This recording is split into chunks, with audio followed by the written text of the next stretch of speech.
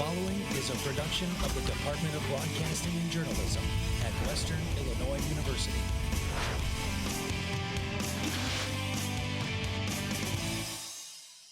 Live from Salee Hall in high definition. News 3 starts now. We look forward to a great dialogue, and we look forward to hearing from the students.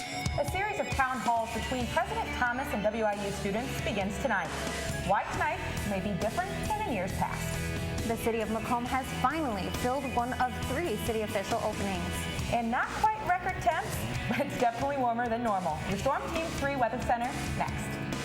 Those stories in a moment, but first, students voice their concerns. WIU President Jack Thomas hosts 3 forums this month, giving students access to university officials. The first town hall meeting begins tonight in Thompson Hall's E-Classroom. News 3's Mario Calero joins us live in the newsroom with more. Mario, what can we expect from tonight's meeting?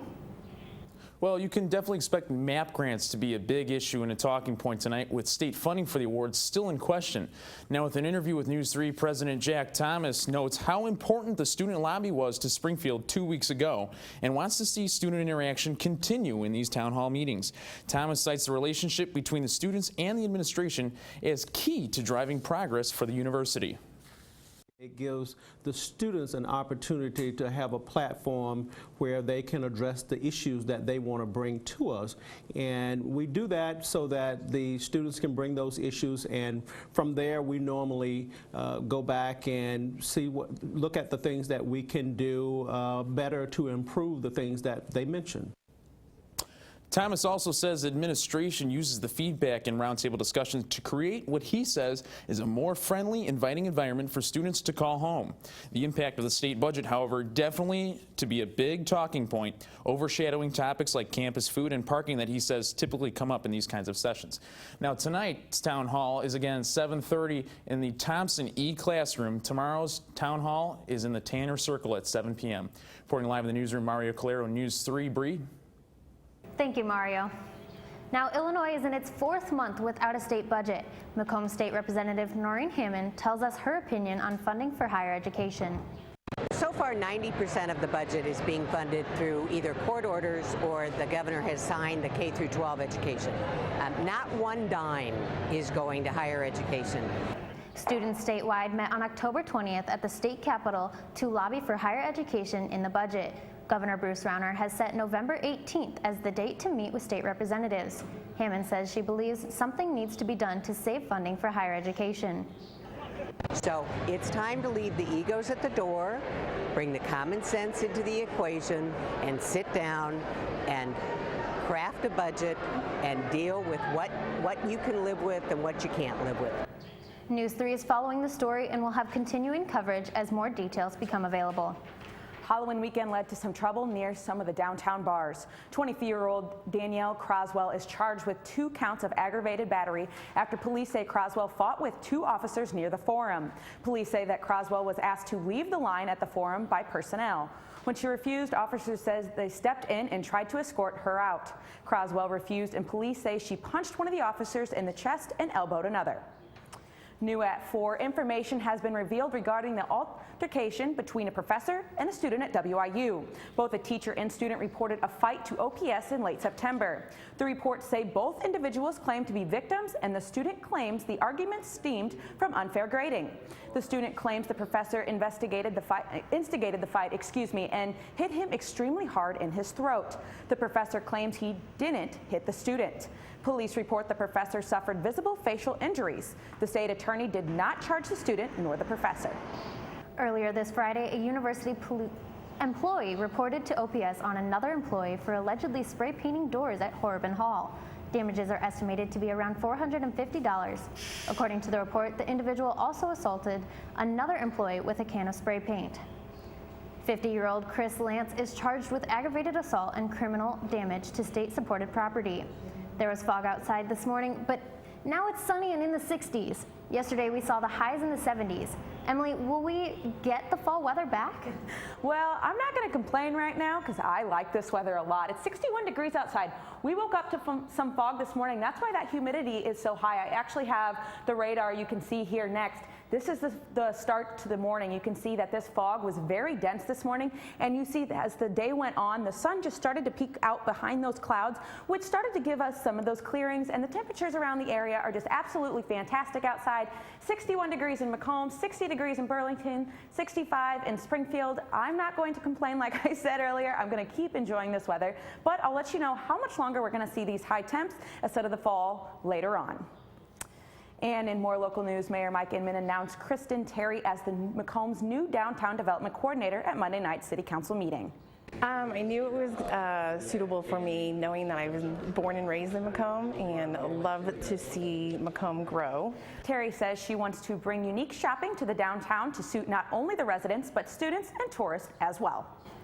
Go West workers prepare their buses for something heavier than residents. The 8th annual Helping Hands Across America Stuff the Bus begins tomorrow. Many organizations will have boxes laid out for students to bring canned goods and other donations for the bus of their choosing. The food drive collected more than 90,000 pounds of food since 2008 and has been returned to local food pantries. Be sure to find these boxes laid throughout Macomb tomorrow from 7 a.m. to 10 p.m. Before and after exercise, it is important to rehydrate. That's because we lose body chemicals like sodium when we sweat. News 3's Jalen Love looks if sports drinks really are the best way to replenish after your workout. Sports drinks are good during a workout or physical activity, just because you should be drinking water beforehand and then sports drinks during. This sounds like your average Gatorade commercial, right? Well, hydration is necessary for athletes and individuals who exercise to maintain peak optimal performance during workouts. Water regulates your body temperature, lubricates your joints, and transports nutrients throughout your body. While sports drinks, on the other hand, replenish the loss of electrolytes, which are minerals found in blood and urine. The general rule of thumb is to drink 1 20-ounce sports beverage of your choice in order to replace the lost carbohydrates and electrolytes after a vigorous workout or practice. When manufacturers first started producing sports drinks, they were tailored to elite athletes who lost significant amounts of sweat during long workouts. The earliest version of sports drinks contained a simple mixture of water, sodium, sugar, and lemon juice. Today's sports drinks are a lot more complex. One of the bad things about sports drinks is you can find a lot of artificial sweeteners and high fructose corn syrup, which have been related to diabetes as well as obesity. Besides the high amount of sugar, sports drinks also contain up to 270 milligrams of sodium. Consuming large amounts of sodium can cause high blood pressure, heart disease, and strokes. Really? I thought it was healthy. Most people will assume sports drinks are a healthy choice and even drink them on the regular, when in fact sports drinks can be just as harmful as a Coke or a Pepsi if you're consuming them on a daily basis. Reporting for News 3, I'm Jalen Love. Thank you so much, Jalen. Still ahead, hail to the chief. It's the results of a 2-week-long event, the mock presidential election. What WIU students predicted, up next. Plus, appreciating the men and women fighting for our country. News 3's Ashley Cahill runs down the campus events honoring our military. And I'm Eric Sutera. It's playoff time in Illinois high school football. Rushville Industry back at it in postseason pigskin. They look for their first playoff win in nearly a decade. The results later on in sports.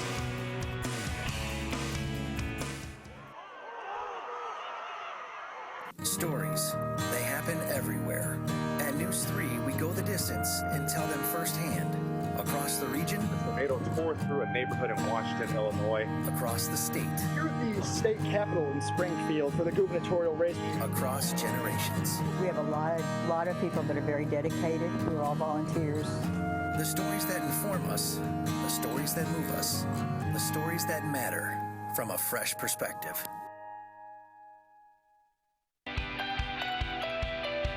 My favorite thing about WIU is how much we work as a team. Everyone here has helped immensely, and when we work together, the outcome is amazing. Producing for the newscast, writing for the newscast, going to City Council every Monday, it's something that I've learned that it takes a team. There's no such thing as an I. If there's an I, then we know that something's going to go wrong. I really do believe WIU has prepared me for the outside world. I can't wait to see where I end up. I have to thank everyone that has been involved. You know, Jasmine Creighton, she has managed to help me overcome that scary part. And the way that you have a great show is not the content that you have, it's the people who you work with. And here at WIU, I have had a chance to work with some excellent people. Don't worry, the 74 people were picked before me in the NFL draft. To fight childhood obesity, United Way and the NFL are helping kids play more. To donate or volunteer, go to unitedway.org/play60. Now I get it. You know what, guys? There's a lot of tree branches and dry brush over here. We should probably move the bonfire over there.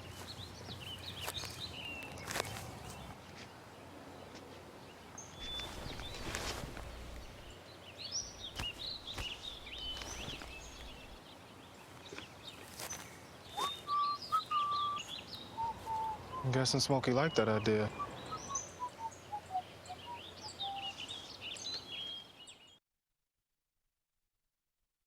Now from Macomb in high definition, you're watching Emily Manley, Brianna Descoret, Storm Team 3's 5-Day Outlook, and Sports with Aaron Sutira.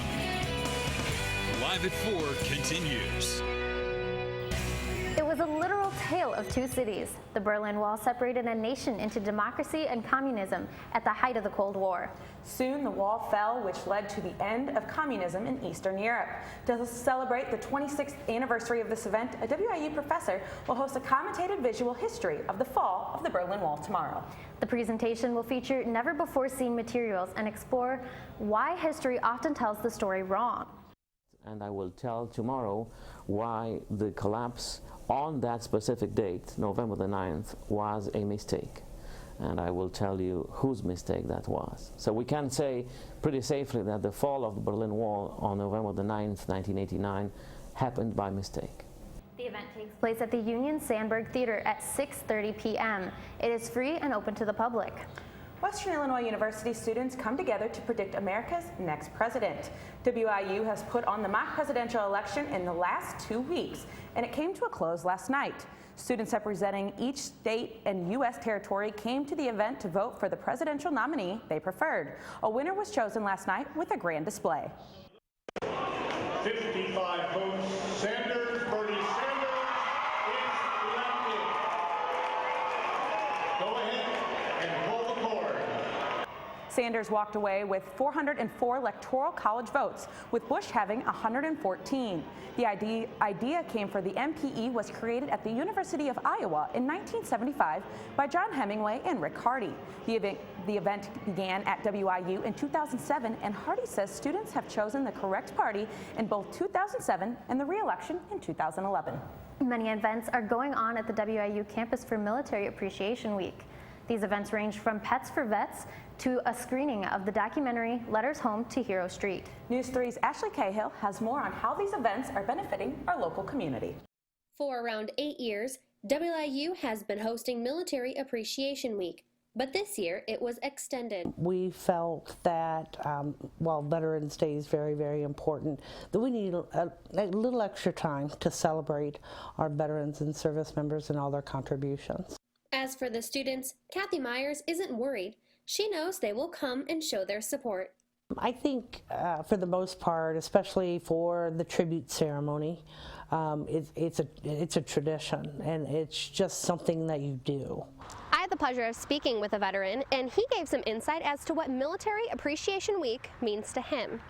I am grateful and thankful that I was able to serve, but I do appreciate that people I guess think highly of veterans, but I think I was just doing my job. I volunteered for service and I enjoyed doing it. So it was just something, you know, a point in my life where I guess I did make some sacrifices, but it was well worth it.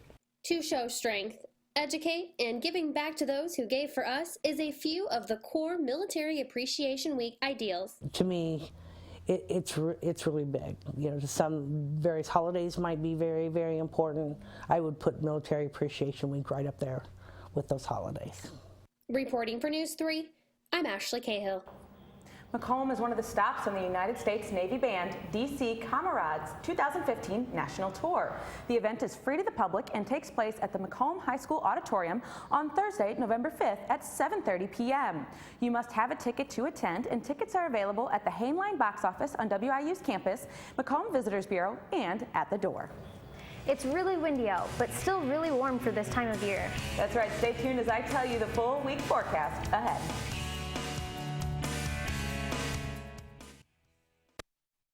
One day, when the glory comes, it will be ours. Dr. King, what's your next move? In March from Selma to Montgomery. Selma is loud for every man, woman, and child. We will not wait any longer. In front of a crowd.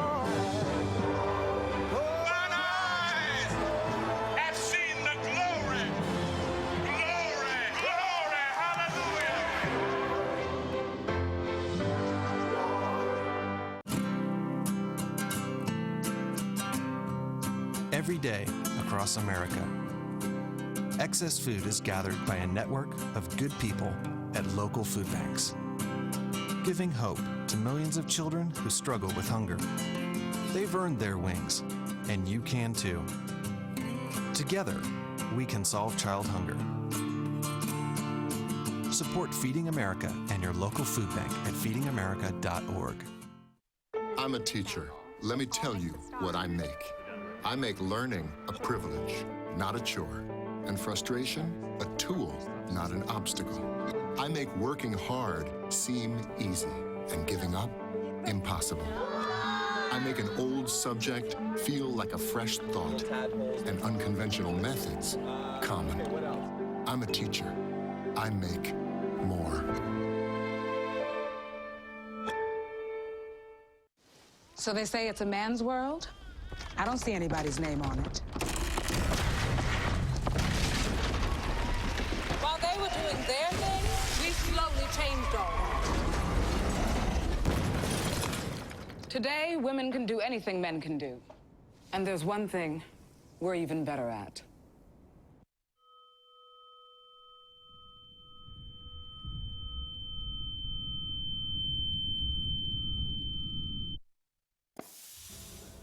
It's a gorgeous day outside. I want everybody to know that. Let's start off the newscast right here. So you see behind me, we saw some fog this morning, but that went away, and now there's sunshine outside. Gorgeous day, 61 degrees, humidity 82%, winds slowed down. You know, they were a little bit higher this morning, and they decided to go down to 8 miles per hour. What a gorgeous day outside. Make sure you get a chance to step outside today. There's a low pressure system that is to the east of us. We will see that on Thursday. That's what's going to create the severe weather on Thursday for us, which I will talk about in a minute here. You can see that currently the temperatures in St. Louis are gorgeous, even in Indianapolis, 72 degrees. So all around this area, it is just fantastic outside. This is moving in tonight.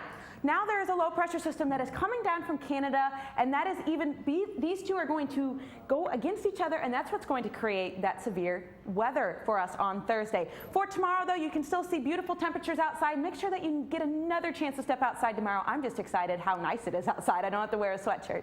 And tomorrow night, once again, we will drop down a little bit cooler, but don't worry about it. We're not going to see any frost in our future forecast. This is what we're going to see on Thursday. Nick Stewart will be in on Thursday, though, talking about that severe weather.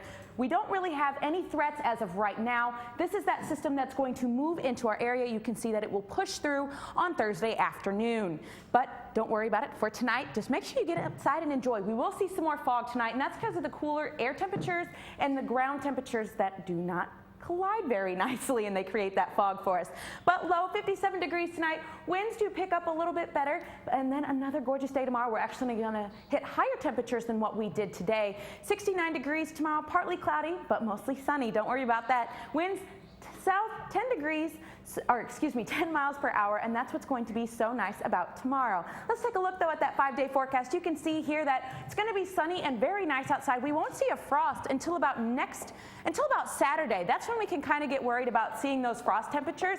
It's 34 for the low, and that's where we could see some frost. But until then, you might as well get outside and enjoy that weather, because this weekend, you know, it was a little cold. I'm back to having my windows open again. Makes me very, very, very happy.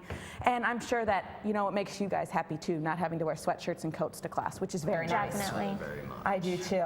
Thanks. Ahead in sports, the Leatherneck kicked off their preseason on Friday night at Western Hall against the William Woods Owls. Our game of this week, Rushville Industry versus Rockridge IHSA playoff battle highlights. And Youngstown State came to town Saturday to take on the Leatherneck football team in a wet and rainy contest. All that and more coming up next.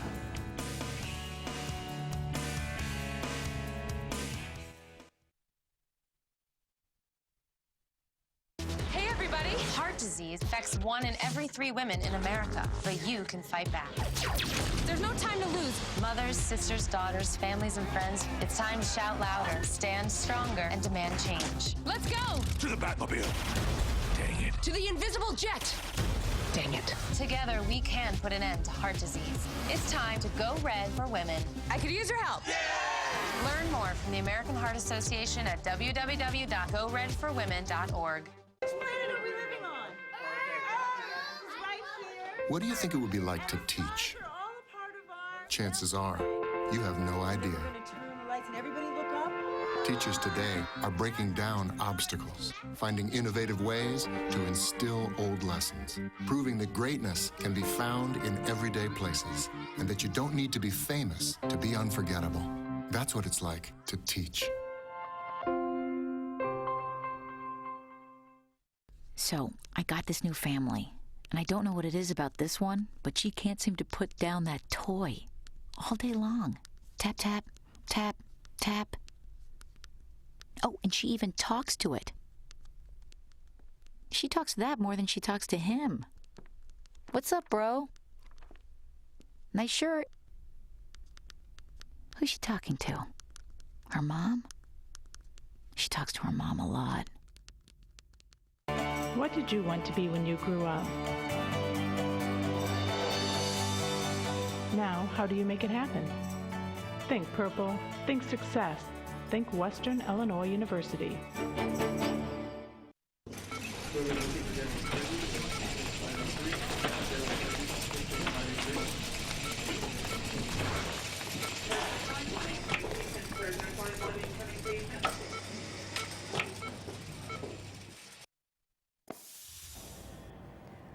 Welcome back to Live at 4. It was a classic playoff battle between the 8 and the 9 seed as number 8 Rushville Industry hosted 9 Rockridge on Friday for our game of the week. Let's take a look at the highlights. Rushville Industry has not won a playoff game since 2006. First play from scrimmage, Ethan Downs fakes out our cameraman a little bit right there, and Rockridge defense going 60 yards for the touchdown.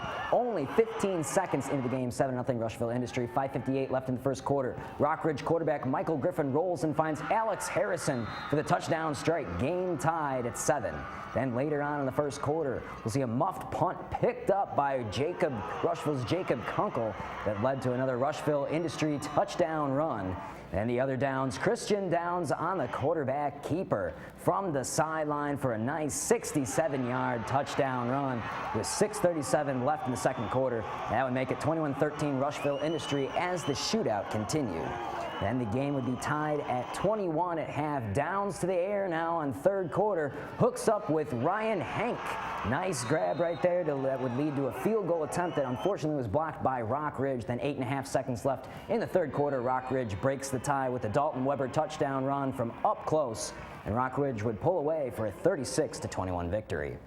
Rushville Industry playoff win drought moves to 9 years as their season comes to an end. Rockridge advances this week's round to either taking on Downs Tri-Valley or Savannah West Carroll.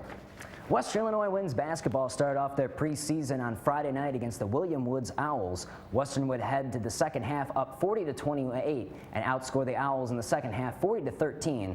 Add those two scores together and the Leathernecks would go on to win 80-41. Michelle Farrell, Emily Clemens, Sophie Reichelt, Michelle Maurer all scored in double figures. The next preseason game will be this Thursday at home against Truman State. Tip-off at 7 p.m. Leatherneck men's soccer team had its final game at home on Sunday as they took on the IUPUI Jaguars in another close game. It was senior day at John McKenzie Alumni Field and a great day for soccer. Start things off with Western's Diego Lopez here, who motor around defenders, and he'll find the back of the net to put Western on top 1-0 midway through the first half. Then just 6 minutes later, it'd be McLean Johnson who will cross it around to a sneaky Drew Whalen around the backside with a header past the keeper for Western's second goal of the game. They'd go up 2-0 against the Jaguars. Then right before the first half it would end, IUPUI would answer as Christian Soto nails the corner for the Jaguars' first goal.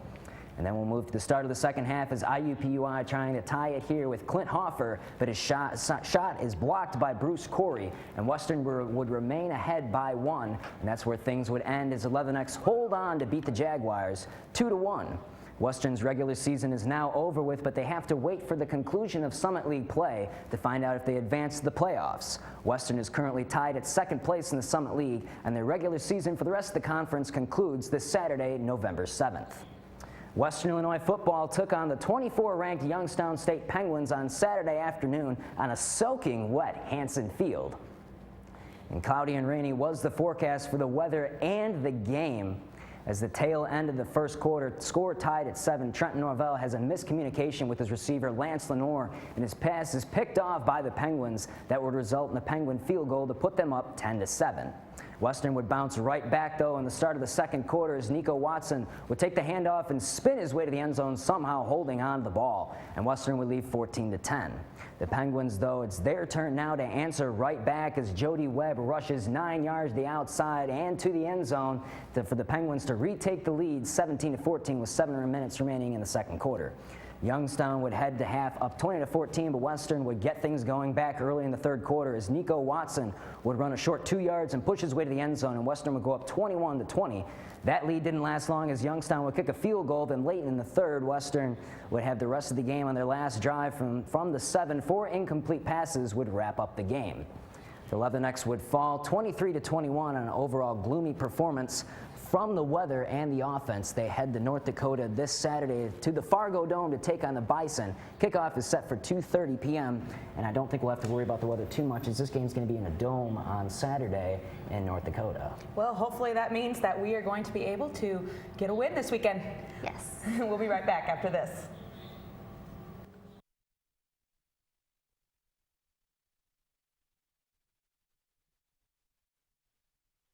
Stories. They happen everywhere. At NEWS3, we go the distance and tell them firsthand. Across the region. The tornado tore through a neighborhood in Washington, Illinois. Across the state. Here at the state capitol in Springfield for the gubernatorial race. Across generations. We have a lot of people that are very dedicated. We're all volunteers. The stories that inform us. The stories that move us. The stories that matter from a fresh perspective.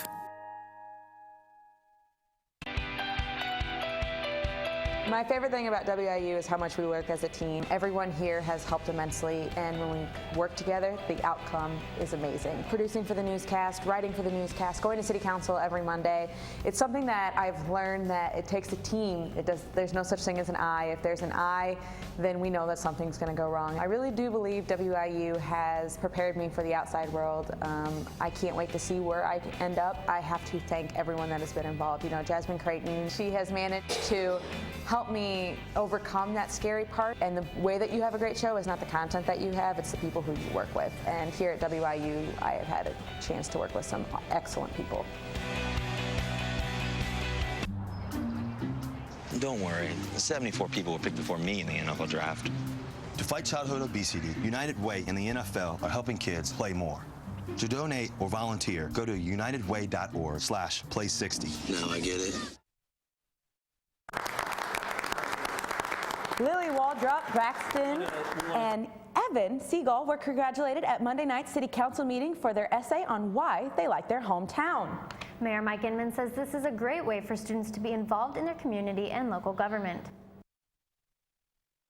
what we wanted to encourage them through this program is to let them know that government wants to engage with you sooner than later, and remind them that it takes everybody participating in government to make government work right. You know, this is actually exciting. I was there last night at the meeting, and Evan gets to go to Springfield now to compete in the whole state about why other students like their hometown. So that's really cool. It's very interesting. Congratulations to Evans. Yes. But that's all from us today. But you can stay up to date with us all the time on Facebook. Search News3 WIU. I'm Emily Manley. And for Eric Sutera, I'm Brianna Descaray. And from all of us here at News 3, have a great evening.